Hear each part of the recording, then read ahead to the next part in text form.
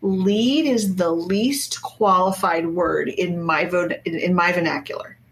I do not have to be right about this. There are other people who feel very strongly differently, but for the purpose of this conversation, when I'm saying lead, I mean the name of the company or the person that you think you want to talk to, but about whom you know very little. Yeah. I would contrast that with prospect. To me, a prospect is I've got more confidence they're actually the buyer.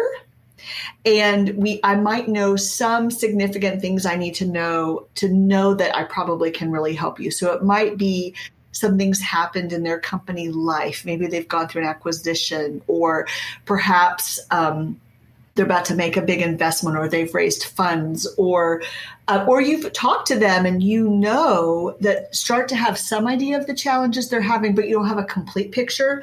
That's a prospect.